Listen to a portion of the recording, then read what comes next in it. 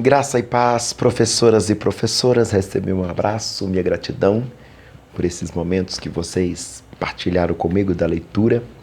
Algumas pessoas questionam por que eu leio tanto as revistas, né? Por que eu faço essas leituras temáticas. É porque eu tenho pessoas que me acompanham que são pessoas que têm problema de visão, que não conseguem ler, não podem ler. E ler a lição para essas pessoas é uma tarefa missionária, irmãos. Né? Não adianta eu dar aula de alguma coisa sem ler o texto. E essa lição aqui do tabernáculo está tão bem escrita que eu me resumo nos comentários ao máximo. De tão bem escrita que está, de simples. Também porque é uma lição bem repetitiva já. Nós já vimos várias vezes na Escola Bíblica Dominical. Estamos vendo mais uma vez. Continua belíssima, mas não acrescenta muita coisa. Se eu for dizer mais, seria repetição. Ok? Vamos continuar lendo sim, porque tem irmãos com problema de visão, que não possuem a alegria que nós temos de poder enxergar, poder ver o mundo, nem mesmo as lições, inclusive, né, melhor dizendo, e nós vamos fazer esse serviço a eles. Né?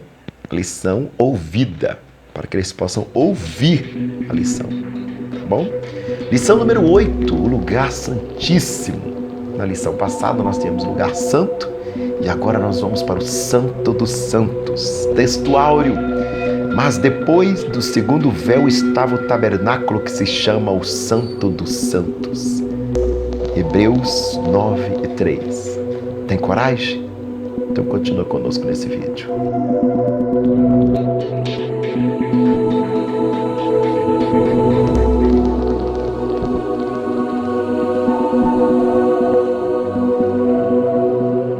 Caríssimas e caríssimos, lição número 8, lugar santíssimo. Traz a verdade prática pelo sangue de Jesus Cristo, o véu da separação foi rasgado e hoje temos a liberdade e confiança para entrar ao trono da graça de Deus.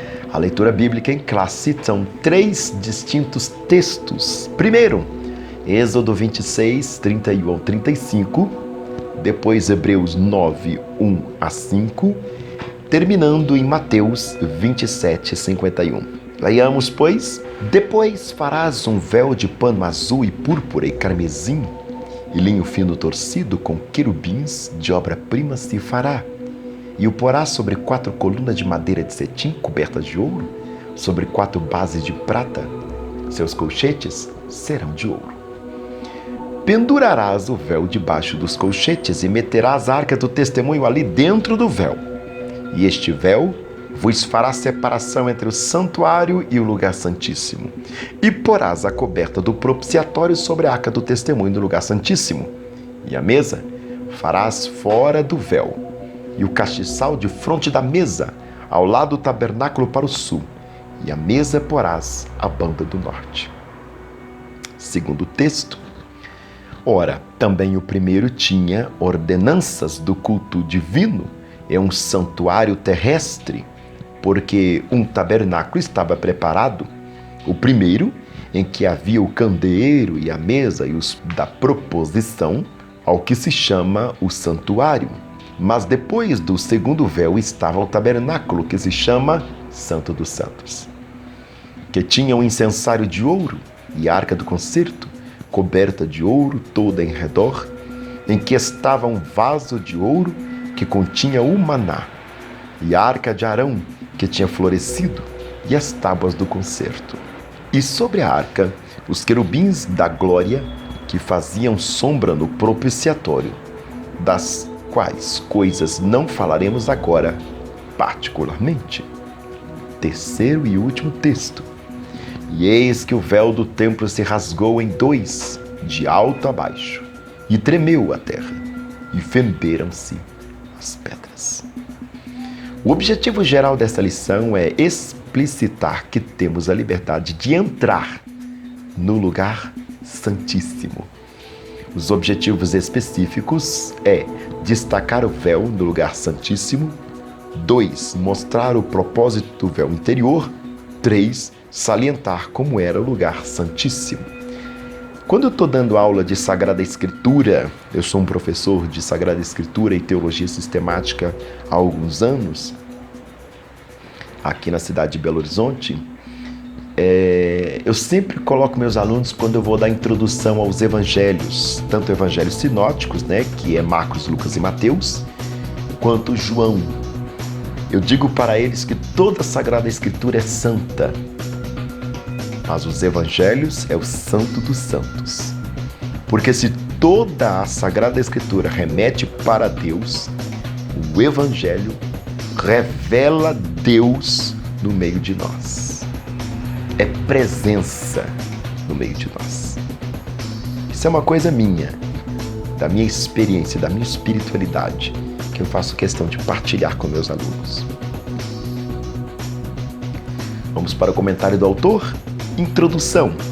O lugar santíssimo era um local mais reservado do tabernáculo. Ele representava a plenitude da presença de Deus que habitava entre o povo de Israel. Por isso, nessa lição estudaremos a posição do véu no lugar santíssimo, o propósito desse véu e a dimensão do lugar santíssimo, bem como a sua relação e a sua obra expiatória do nosso Senhor e Salvador Jesus Cristo. De fato, é uma lição que edificará a nossa vida.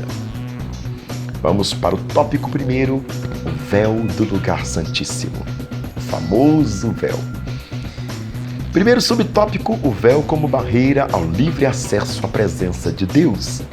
O véu era uma cortina feita de linho fino branco entretecido com linhos de cores azul, púrpura e carmesim. O propósito desse véu era separar o lugar santíssimo no qual estava a Arca da Aliança. Êxodo 26:36.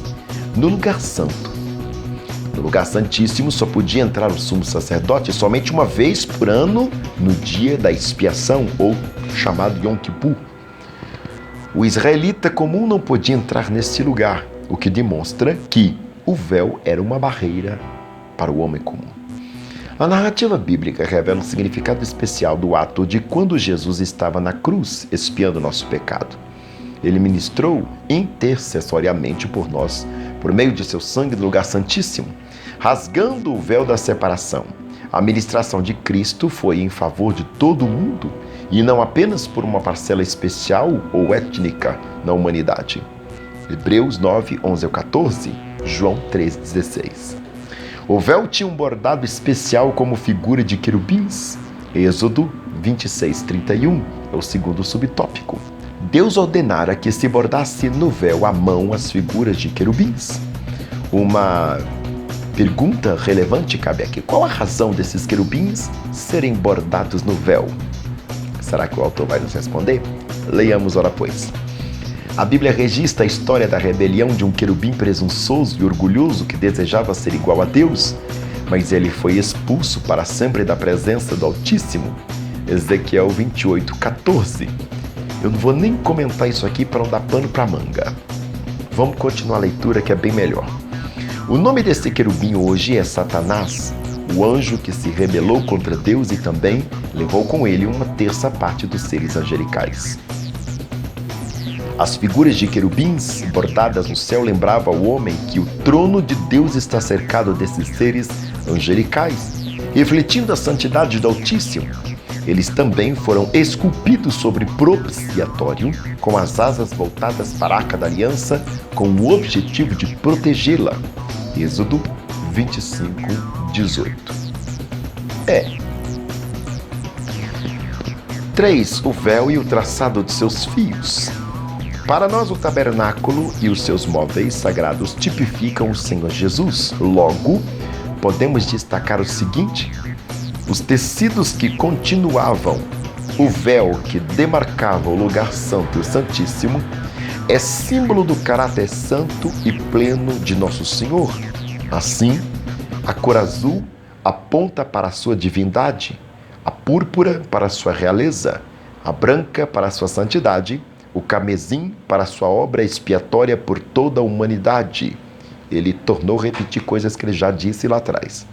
Ainda o escritor aos Hebreus traz uma imagem forte e viva do céu juntamente com seus fios traçados, que representava, na carne de Cristo, a união da natureza humana e divina de Nosso Senhor, novamente, hipóstases.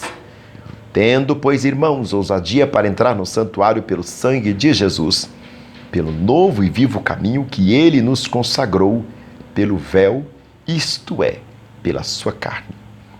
Capítulo 10, 19 e 20. Teve um pouco de repetição aqui, mas está bem interessante. Talvez para a gente fixar, claro. Vamos para o segundo tópico. O propósito do véu interior. O véu era um símbolo da presença de Deus no lugar santíssimo. Ora, ninguém podia ver a Deus e continuar vivo. Êxodo 33, 20. Mas os homens podiam ver o véu que indicava a presença divina no outro lado. Em Hebreus, o véu tipificava a carne de Cristo, que encobria a presença divina em seu corpo. 1 Timóteo 6, 16, João 1, 18, 14, 9, Colossenses 1, 15 e 16. Segundo subtópico, o véu, um impeditivo ao acesso à presença de Deus. Levítico 16, 2, Hebreus 9, 8. A separação que o véu interior fazia dos dois lugares sagrados, o lugar santo e o lugar santíssimo, demarcava também os lugares de atuação dos sacerdotes. No lugar santo, era permitida a entrada dos sacerdotes comuns. No santíssimo, a do sumo sacerdote. O véu indicava o caminho à presença de Deus. Sabemos que o sumo sacerdote podia entrar no lugar santíssimo, mas não por méritos pessoais, nem pela formosura do véu, senão mediante o sangue da expiação. Levítico 16, 15. A única função dele era expiar o próprio pecado e o do povo. Por isso, toda a orientação divina quanto à pureza do sumo sacerdote e de sua casa era rigorosa.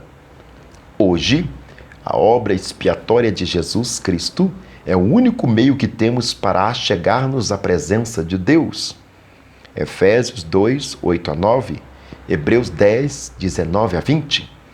Graças ao nosso amado Jesus, já não há mais separação nem muro entre nós e Deus, pois Cristo é o perfeito mediador entre Deus e os homens. Por que não usar a expressão, né? Cristo é o sumo pontífice. 1 Timóteo 2, 5. Tópico terceiro. Como era o lugar santíssimo? O lugar santíssimo tinha um formato quadrangular. O lugar santíssimo é conhecido também como Santo dos Santos. Um lugar quadrangular na forma de um cubo que media 10 côvados de altura, 10 de largura, 10 de comprimento. É importante destacar aqui que as medidas do lugar santíssimo do sistema decimal possuem números diferenciados, uma vez que pesos, medidas e valores hebraicos são obscuros, e o resultado sempre produz algumas pequenas diferenças numéricas. De acordo com a Bíblia de Estudo Pentecostal, um côvado equivalia à medida de 2 palmos, ou ao tamanho do nosso antebraço, e equivalente, portanto, a 45 centímetros. Era menor que o lugar santo. O lugar santíssimo tipificava o trono de Deus em Israel. Subtópico 2. O lugar continha apenas um mobiliário, a Arca da Aliança. A Arca da Aliança tipificava a plenitude da presença de Deus, sua santidade, glória e majestade. Ali Deus habitava entre o seu povo. No Novo Testamento, essa imagem revela o que Paulo escreveu aos Efésios, abre aspas, para que Cristo habite pela fé no vosso coração, a fim de, estando arraigados e fundados em amor, podeis perfeitamente compreender todos os santos, qual seja a largura, e o comprimento, e a altura, e a profundidade, e conhecer o amor de Cristo que excede todo entendimento, para que sejais cheios de toda a plenitude de Deus. Efésios 3, 17 ao 19. Subtópico 3. O que podemos aprender de trono de Deus é a importância do lugar santo. O lugar santo era a antessala do lugar santíssimo, o que mostra o caráter santo da presença de Deus, representada na Arca da Aliança, porque um Deus santo e glorioso ali estava. Não percamos de vista a dimensão da santidade e da glória de Deus. Sejamos santos e não desprezemos o sacrifício de nosso Senhor Jesus Cristo. Hebreus 10, 26, 27. Cuidado! A palavra de Deus nos alerta que o nosso adversário, abre aspas, anda em derredor bramando como leão, buscando a quem possa tragar. Fecha aspas. 1 Pedro 5,8. Vigiemos, temamos a Deus santo e glorioso. A conclusão do autor aqui na lição 8. Nesta lição, percorreremos o lugar santíssimo. Ele representa a presença santíssima e gloriosa de Deus no meio do seu povo. Esse lugar especial e único do tabernáculo mostra o que o Senhor Jesus Cristo, o sumo sacerdote perfeito, faz ao rasgar o véu da separação. Diferentemente daqueles dias, onde o lugar santo não era aberto a todas as pessoas, hoje, por meio da obra de Cristo, podemos entrar ao trono de Deus com ousadia e confiança. Que o Senhor possa abençoar-vos. Muito obrigado pela parceria. Não deixe de inscrever aqui no nosso canal. Deus possa abençoar todos vocês. Amém.